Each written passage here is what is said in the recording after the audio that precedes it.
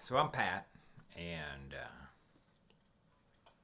you're probably just getting to know me, or just maybe watching this for the first time, or don't know me at all. And so I want to tell you a little bit about myself and where I'm coming from, and kind of the vision I'm got that's been kind of developing like a Polaroid picture inside of me.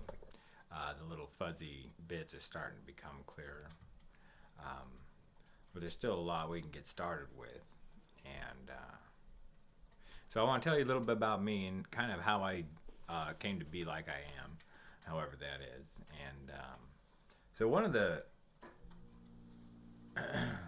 big differences I recognized in my life is my incarceration, right? So essentially, the time that Obama was our president, I was an incarcerated person in the federal system, and it actually went fairly well for me as far as an incarceration can go.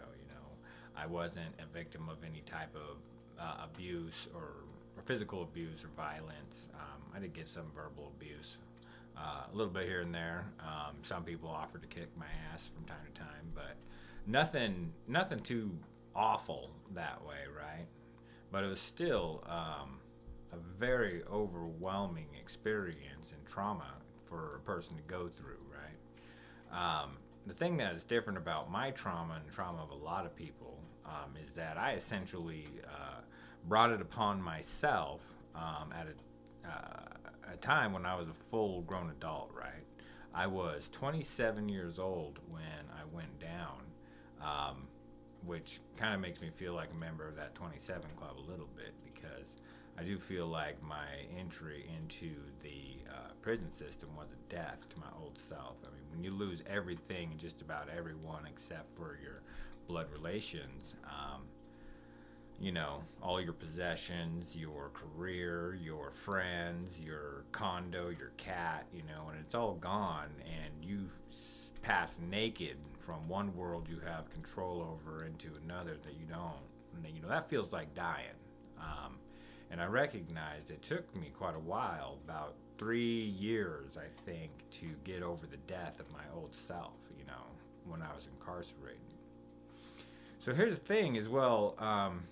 I was locked up, and you all were out here doing whatever you were doing, right? I was not free to do a whole lot of stuff, but I was free from having to do too much, right? My job took, depending on when and where I was, between 30 minutes to an hour, or involved sitting for several hours in a room reading a book or playing a guitar, right? So it's not like I was busting rocks down on the side of the road in a chain gang, right? And so, myself, being as I am, I asked God to be with me through my entire process and to show me how to make the most value out of it. And so, in a way, what that looked like is I turned my life into that of what could be called in Hindu a sannyasin, which is somebody who just renounces the world and just tries to go diving into themselves and into spirituality. And the thing with me that's a bit different is I approached it as very skeptically and cautiously, right? Because I didn't know what could be done or what could be expected, or if there was any even value in taking this path, right? But the thing was, being locked up, I didn't have a lot else to do, so I thought I was looking around and I saw everybody was trying to escape, whether they were trying to escape in a book, or escape watching a TV, or escape by starting some drama with somebody, or escape by going and playing softball, whatever, right? We're all trying to escape in our day-to-day life. Right now, you and me, we're still trying to escape, right? So I looked around and tried to find the best escape plan I could, which seemed to be the path of yoga, the path of the Buddha, and the path of Jesus, which is this path of really knowing yourself and to relate to and relate from your innermost being, right? So this whole thing it's a bit of a process, don't you know? And so I got to whittle away on that, and I meditated about an hour a day for over 7 years, right? And as you do that, it does have profound changes on your life.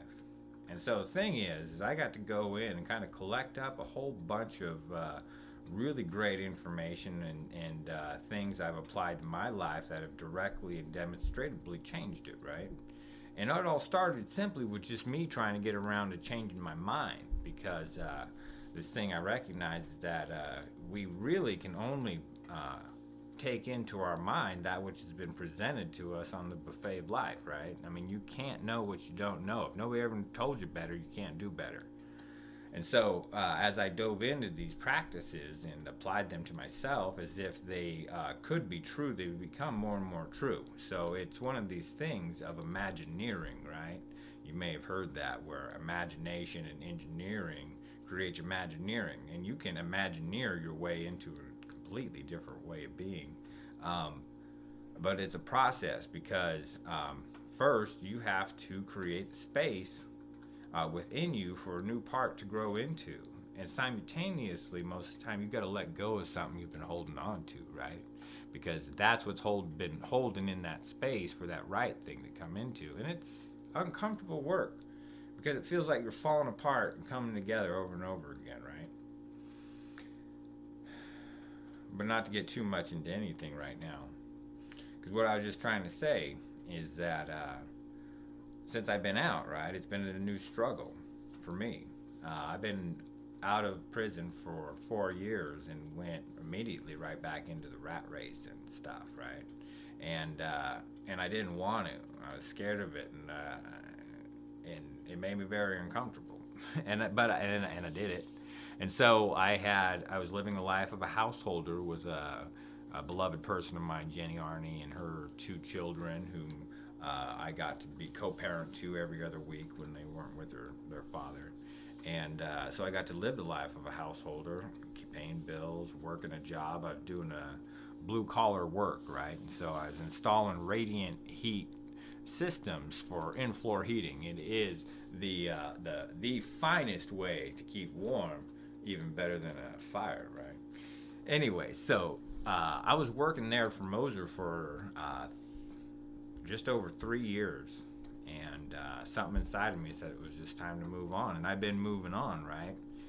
And so the thing is like moving on like that, because I consciously decoupled my relationship with Jenny, which was a great effort of heart and emotion and showing up to be uncomfortable and reforming how we were going to relate to each other as people and as great friends. And we've done that work, right?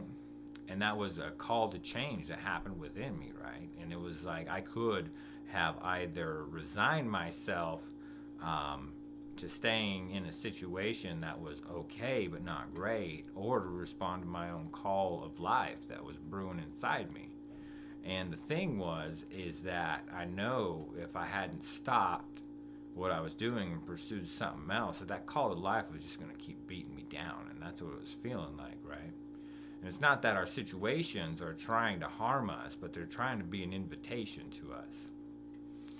And so those are the kind of folks that I'm trying to connect to, those who are looking at life and deciding that the buffet that's been laid before them may be lacking on a few pieces that help them to create the kind of understanding that allows them to be a simple, empowered, humble, dedicated person who is just trying to become the best them they can be every day, right? And so that's what the whole thing that I recognize is that there's a large path, right, that we all walk on. We're all trying to walk towards the same light, those who are walking a path, right? And at the same time, each of us are walking it alone. So each of us are on this path, Sometimes, it feels like we got a sister or brother right there, and other times it feels like we're right there in it, pushing into the darkness all by ourselves. And the thing is, even though we're doing this, the work is ultimately done alone within your own being. It's reflected in the light of those around you and those who you choose to surround yourself with. And so I'm looking for people who are looking, right?